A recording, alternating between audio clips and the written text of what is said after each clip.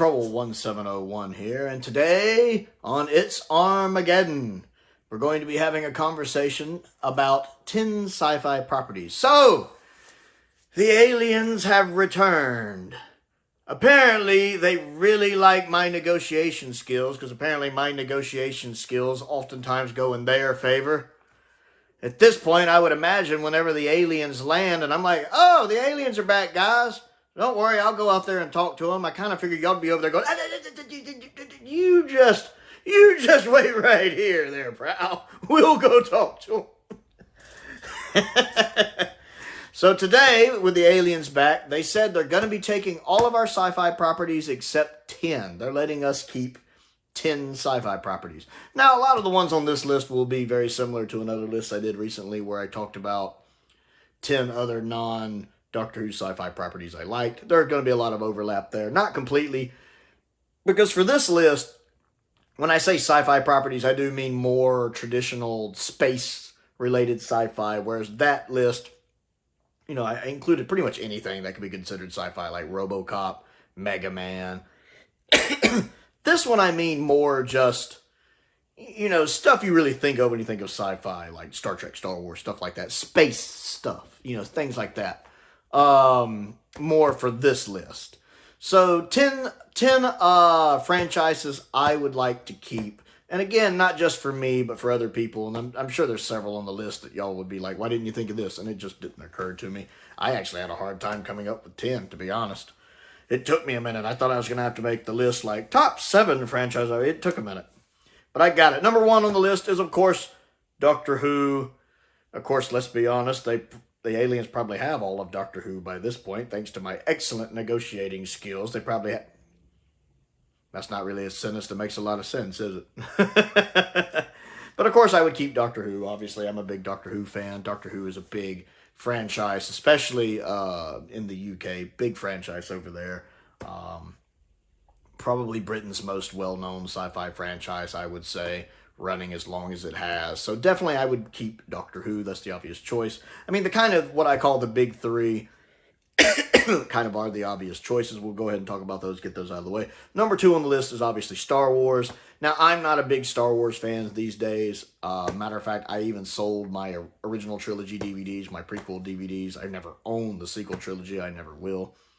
I'm just kind of over Star Wars. I still love lightsabers a lot. Like, I love lightsabers, but I'm just not a big Star Wars person. But Star Wars is one of the most important sci-fi properties. I think you have to keep it. I would definitely be keeping it for, you know, the rest of the population. Not something I want to watch anymore, but for everyone else, I would definitely be hanging on to it for them. It's Star Wars. You kind of have to keep it. Now, maybe I could convince them to take everything Star Wars related up to like 2014 and give them the rest of it. You know, be like, well, actually, Star Wars stopped in 2014. What's this other stuff that says Star Wars? It's not Star Wars, but it says Star Wars, but it's not Star Wars. It literally says Episode 7, not Star Wars. It's just called Star Wars, but it's not Star Wars. It's called Star Wars, but it's not Star Wars? Yeah. Maybe I could talk them into it. Next on the list is Star Trek. Again, kind of the other one. I like Star Trek a lot, especially older Star Trek. One of my favorite things to watch and read when I was growing up. Big Trekkie.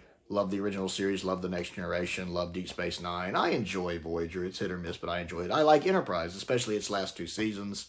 I think there are a lot of well-written, strong episodes. I mean, you have your episodes that miss, of course, but a lot of really well-written episodes. You have a lot of good movies. Most, you know, I'd say 6 or 7 of the original 10 movies are really, really good. Very few misses in there. And you have to keep Star Trek. It's just one of the pioneers of science fiction. It's, I think, one of the cobblestones to which all other science fiction is measured. One of the cobblestones? One of the cornerstones to which all other science fiction is measured. Although, much like Star Wars, I only want to keep up through like 2009, because I do really enjoy that first Abrams movie. I actually think the first Abrams movie, 2009 Star Trek, I think that's a good movie. I do enjoy that movie. I didn't really care for its 2 sequels very much, but that first movie is really good. So I think I would also be like, and Star Trek also ended in 2009. But there's this other thing called Star Trek Discovery. That's not Star Trek. But it's called Star Trek Discovery. Yeah, but ask anyone, it's not Star Trek. Then why is it called Star Trek Discovery? They just thought it was a good title, but it's not really Star Trek. It says based on Star Trek by Gene Roddenberry. See, that's proof it's not actually Star Trek, because it's based on Star Trek, but it's not Star Trek. But then why is it called Star Trek? Why are you asking so many questions, aliens? Just take it. I'm offering it to you. The aliens would end up blowing up the world. Well, either you're keeping the rest of this Star Trek or we're blowing up the world. You know what? I'm sick of the world anyway. Have at it. So anything up to 2009, I'm good. Anything after 2009, the aliens can have. Next on the list is the Twilight Zone. I've talked before on the channel about how much I love the original Twilight Zone. One of the reasons is I feel like a lot of the points that episodes make, and a lot of them do have very valid points. It really is. The original Twilight Zone, there's a lot of satire in there to make a point, and a lot of those points are relevant today. Some of those points are even more relevant today, with one of my personal favorites being The Obsolete Man, my favorite episode of the Twilight Zone. I adore Burgess Meredith because of this episode. And I also love Time Enough at Last, my second favorite episode. But The Obsolete Man, I think that story was very valid at the time it came out. I think that story is even more valid now in 2025, and I think it has been valid in all of the time in between. It's just a story that stands the test of time. And I think a lot of Twilight Zone episodes are like that. They make very important points. I think, much like Fahrenheit 451, Animal Farm in 1984, which I consider 3 books that should be taught in every single high school. And I still need to read Brave New World. I've never read Brave New World, but I really need to read that, I've been told. I feel like all 3 of those books, though, should be taught in every high school. I think a lot of these Twilight Zone episodes should be seen by everyone. And some of them are for the entertainment value. I love Nightmare at 20,000 Feet. It's a great episode. There are just some of them, the way they're shot, the talent, and then just seeing all of the great actors who were in the Twilight Zone. William Shatner's in 2 episodes. Burgess Meredith's in 4. Jack Klugman's in 3 or 4. Carol Burnett's in 1. You have so many good actors. Roddy McDowall, and I love Roddy McDowall, is even in a good one. I would have to keep the Twilight Zone. And that's a series that never needs to be colorized. I'm pretty okay with 60s Doctor Who being colorized because the originals still exist, but I would have a hard time watching the original Twilight Zone in color. Something about it being in black and white just makes it work so well for me. It's such a good show. Next on the list is Mass Effect. I think it's probably the greatest sci-fi, video game series of all time. I'm not saying my personal favorite, but I do love the Mass Effect trilogy. I mean, Andromeda sucks. Let's just be honest there. I've tried to play Andromeda 3 times. I barely get into it. The furthest I ever got into it was my first playthrough attempt, and I got up to just slightly after your father gets killed in it, which is early on. And I stopped not long after that. And then my second and third playthroughs, I haven't even made it to that part. I'm still on that first planet you get stuck. I can't get into that game. But the Mass Effect trilogy, I have beaten so many times. The regular version and the Legendary Edition, I've beaten countless times. I love those games. I really want a sequel to those games. I don't trust BioWare to make that anymore. I don't think BioWare has the talent to make that anymore, but I love those games. I just think they really are the video game version of Star Wars. Such good storytelling, such good design and concepts, and such a good voice cast, and a nice diverse amount of characters that all feel like real people, that all have personalities and wants and desires and fears and motivations. It's so well written. I hope the new Mass Effect game will be more like the Mass Effect trilogy. I have very little faith that it will at this point with BioWare, but I hope springs eternal. I love the Mass Effect trilogy. Next on the list is Halo. I enjoy the Halo games. They're just works of art. They're beautiful. They're gorgeous. Most of them. Halo 5 kind of sucked, I'll be honest. It's playable, but it's not really that great. But I enjoy all. Even 4 I like. I like 4. Infinite is good. My favorite Halo games are 2, Reach, and Infinite. I love those 3 games a lot. But I love the story. I love the characters. I love how the story has changed and progressed. I love how the games have progressed. I love how even some of the older games are over 20 years old. 1 and 2 are over 20 years old, and you can still pick them up and play them really easily. it drives me crazy not having a sprint button. But little nitpicks aside, they're still very playable to be first-person shooters of that age, where you have something like, say, GoldenEye and Perfect Dark, which I loved to death back in the day. But they are a little hard to go back and play now, just being honest. Whereas Halo is nowhere near as bothersome to go back to. Nitpicks I have, but it's still easy to pick up and play. And then Infinite, I loved Halo Infinite. I want a sequel to Halo Infinite so bad that's like Halo Infinite. I adore that game so much. It's just such a beautiful world, such a beautiful soundtrack.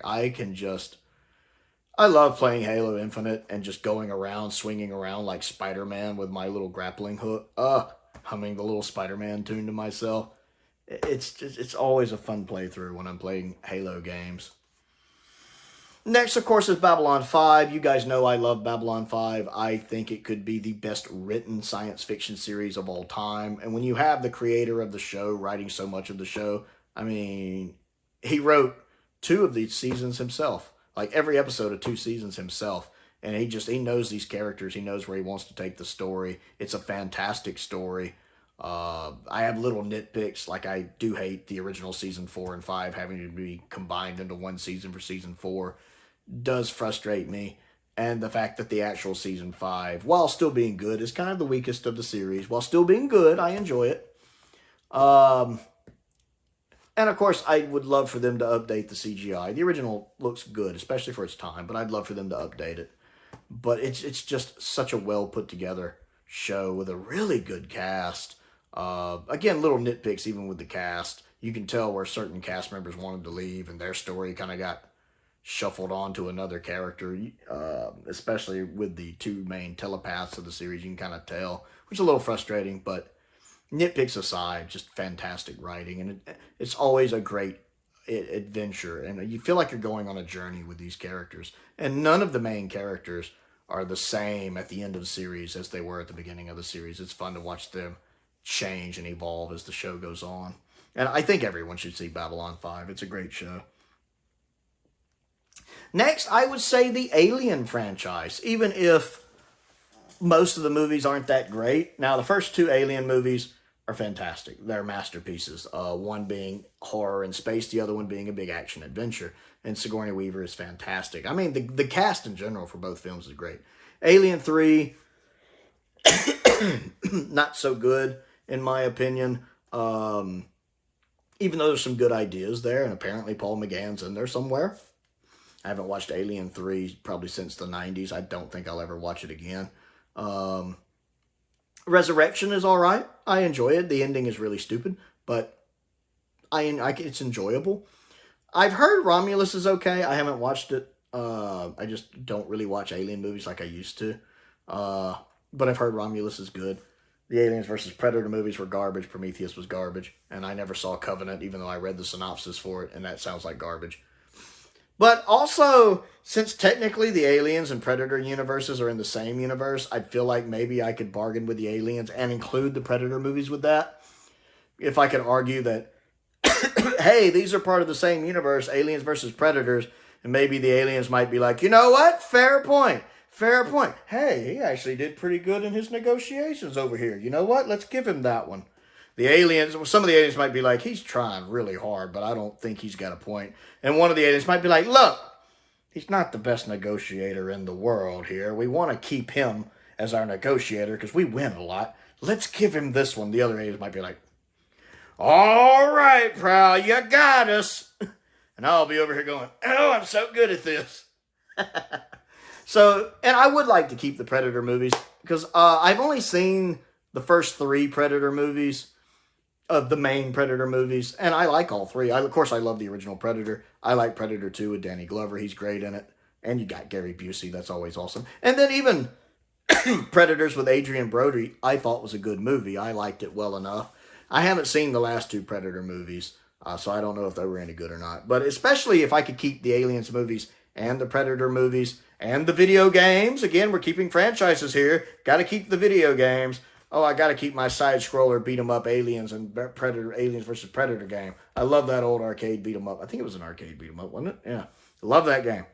So I get to keep my games, too. Plus, despite what anyone says, I thought Aliens Colonial Marines was a great game. For me, that game is canon. You know why? Hicks lives. And I love Hicks. Ripley and Hicks are my two favorite characters in the Alien universe. Seriously. I just like Michael Biehn, or Michael Biehn, whatever you call him.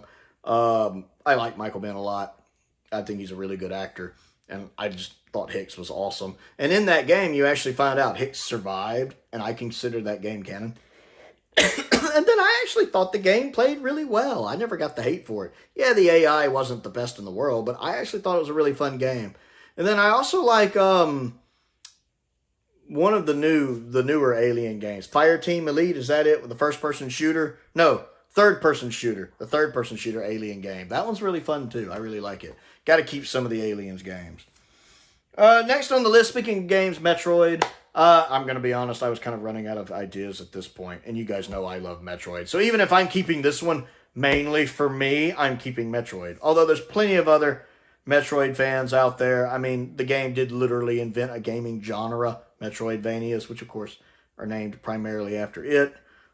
Super Metroid is one of my top, probably 5 top 10 games of all time. I love Super Metroid. I love the original Metroid. I love Fusion. I love Zero Mission. I love the first 3 Prime games a lot. Even Pinball's fun. I think the last truly good Metroid game probably was Corruption. Other M was awful.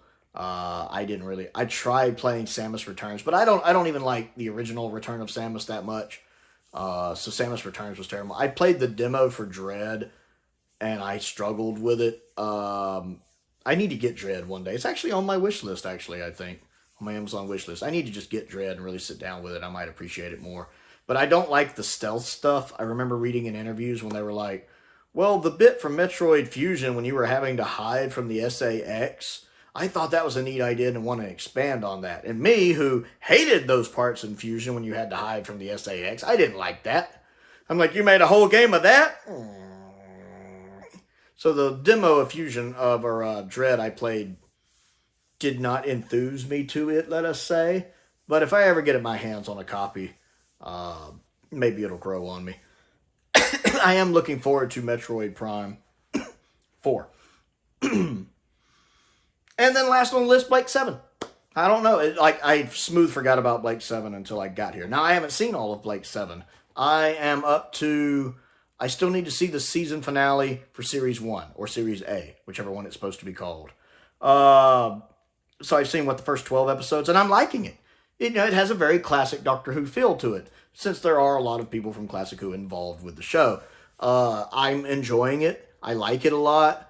I like the fact that it's this ragtag group, and it doesn't have this very optimistic feel to it like some shows would have in this situation. Like, say, maybe Firefly or something by comparison. This feels realistic, like you never quite know how it's going to work out for our heroes. Is it going to go well? Is it going to go bad? Plus, it just has a good cast. Now, some of the characters do need fleshing out. Jenna, Gan, and Villa and Callie all need some fleshing out. They don't get enough screen time. Even if the actors playing them are doing a good job, they just don't get enough fleshing out. Now, Blake and Avon are fantastic, and I love Severlin, and even Travis. They do have these key characters, and I am looking forward to seeing what this series does, but I can see why Blake 7 has such a cult following. It is what I've seen of it. I've really enjoyed the show, so I would keep it as well. So those are the ones I would keep personally, even though I'm sure there's some other good ones we'd lose in the process. I want to know what you think of my list, and which 10 sci-fi, again, the more space-related sci-fi kind of things, would you keep in this situation? Comment down below and let me know. And remember, you're not just deciding for you, you're deciding for the planet, because it's the aliens again. Don't forget to click the like button and the subscribe button. I also have a Patreon if you would like to support me on that. I want to give a shout out to some of my top tier patrons: Colin Coney, Sam Venning, Unknown289, Finn Perkins, and Paul Gibbons. I appreciate their support, as I do the support of all of my patrons and my YouTube members. It's very much appreciated. I also have a P.O. box. If there's anything you'd like to send me to look at and review, a link to my Amazon wish list is up there. A link to my Amazon UK wish list is also up there as well. Most importantly, thank you for watching.